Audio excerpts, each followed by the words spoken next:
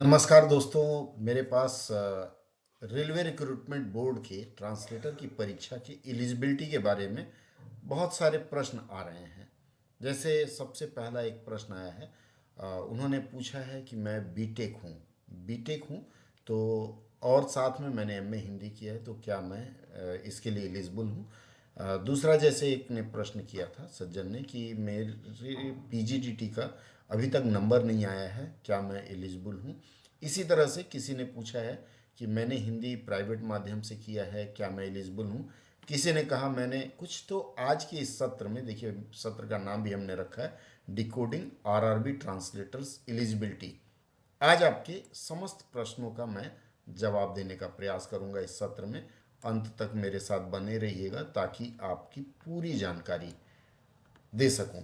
देखिए, सबसे पहले मैं उन लोगों को कहूँगा जो लोग टेक्निकल बैकग्राउंड से हैं, या आप बीटेक हैं, एमटेक हैं। बीटेक एमटेक में क्या होता है, अमूमन 99% मामलों में आपका मीडियम ऑफ इंस्ट्रक्शन, परीक्षा का माध्यम अंग्रेजी होता है। तो आप अपने विश्वविद्यालय से या फिर आपके कॉलेज से एक सर्टिफिकेट लिखवा लीजिए कि आपका जो मीडियम ऑफ इंस्ट्रक्शन था वह अंग्रेजी था। एमए अगर हिंदी है तो आपका चल जाएगा। वैसे भी आजकल मैंने देखा है कि इंजीनियरिंग की परीक्षा में एक पेपर प्रारंभ में अंग्रेजी होता है, तो अगर वह पढ़े हैं तो आप एलिजिबल हैं। बस एक शर्त और है कि उसके साथ आपके पास PGDT, post graduate diploma in translation, जरूरी नहीं है।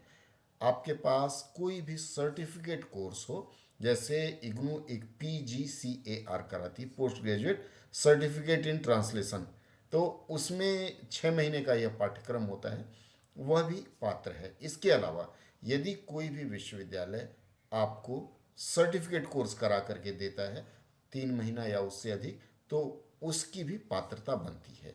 आप अगर एमटेक हैं, साथ में एमए है, पीजीडीटी है, या बीटेक है, एमए हिंदी है, पीजीडीटी है, तो आपका हो जाएगा। दूसरा जो प्रश्न आ रहा है कि मैंने प्राइवेट माध्यम से किया है, ऐसे मित्रों को भी बता दूं कि प्राइवेट माध्यम से किया हुआ भी अगर यह यूजीसी से मान्यता प्राप्त किसी संस्थान से किया गया है तो आपका मान्य है, कोई दिक्कत नहीं है। क्वालिफिकेशन में इसमें मांगा गया है कि 29 जनवरी तक, ध्यान रखिएगा, 29 जनवरी तक आपका क्वालिफिकेशन पूरा हो जाना चाहिए। जो लोग इग्नू से पीजीडीटी की परीक्षा दे चुके हैं, संभवतया उनका 20-25 जनवरी से आना शुरू हो जाएगा। अगर आप दिल्ली के आसपास हैं, कोई भी मित्र जा करके तो वहाँ बात करके कर सकते हैं। अगर आपका इवैल्यूएशन जल्दी हो जाता है तो आप पात्र हैं, क्योंकि स्पष्ट लिखा है अगर किसी का भी परिणाम 29 जनवरी के बाद आना है तो वह पात्र नहीं है।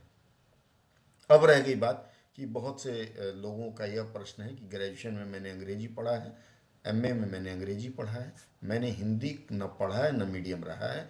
ऐसे लोगों के लिए यह जॉब नहीं है, क्योंकि आपकी पात्रता नहीं बनती। पात्रता है कि ग्रेजुएशन में हिंदी पढ़ा हो या हिंदी मीडियम हो, या इंग्लिश पढ़ा हो, इंग्लिश मीडियम हो, वाइस वर्सा। आप एमए में अगर इंग्लिश पढ़ें ग्रेजुएशन में, तो एमए में हिंदी हो या हिंदी मीडियम हो। अगर आपने ग्रेजुएशन में हिंदी पढ़ा है तो एमए अंग्रेजी हो, मतलब ये कॉम्बिनेशन चाहिए। अगर ग्रेजुएशन में जैसे कलकत्ता विश्वविद्यालय में या कई जगह हिंदी ऑनर्स लोग पढ़ते हैं, तो अगर ऐसे संस्थान से आप पढ़े हैं जहाँ ग्रेजुएशन में आपको हिंदी अंग्रेजी दोनों पढ़ाया गया हो, तो आपका एमए हिंदी होना ही काफ़ी है। अन्य विषय से भी अगर हैं तो आप पात्रता बनती है, लेकिन वही है कि मीडियम ऑफ इंस्ट्रक्शन या फिर पढ़े हो। कुछ लोगों का यह संदेह है कि मैंने सिर्फ फाउंडेशन कोर्स किया है। ऐसे मित्रों को बस एक ही सलाह दूंगा कि एडवर्टीजमेंट में कहीं नहीं लिखा है कि अगर आप फाउंडेशन किए हैं तो यू आर नॉट एलिजिबल। अगर फाउंडेशन कोर्स भी आप पढ़े हैं तो भी आपकी पात्रता बनती है।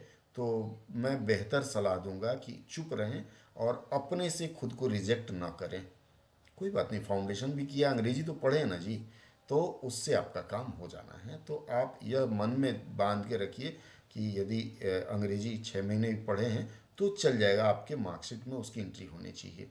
डॉक्यूमेंट वेरिफिकेशन के समय कई बार पूछा जाता है, अरे ये तो फाउंडेशन है, तो आपको उनको कहना है कि सर, पोलाइटली कहना है कि सर, एडवर्टीजमेंट में लिखा था हिंदी और इंग्लिश एज ए सब्जेक्ट लिखा हुआ है, उसके अनुसार मैंने as a subject, it is a subject sir.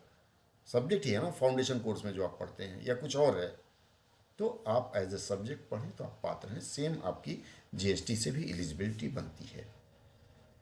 अगर आप एमए नहीं हैं, बहुत सारे लोग हैं जो एमए नहीं हैं फिर भी हाथ आजमाना चाहते हैं, तो हाथ आजमाने के लिए आप भर सकते हैं, लेकिन कहीं डेटा मैच किया गया कि आपने अगली बार मान लिया अभी तो दिए फिर पीछे हट गए, अगली बार फिर आप भरेंगे, डेटा मैच होता है तो आपके रिजेक्शन के चांसेस बढ़ जाएंगे। इसलिए अगर आपकी पात्रता नहीं है तो बेहतर है मत दीजिए। आंसर किया आएगा तो किसी से मांग करके उसको सॉल्व कर लीजिएगा, वो ज़्यादा बेहतर रहेगा। और भी कुछ शंका समाधान चाहिए तो आप पुनः हमको संदेश दे सकते हैं।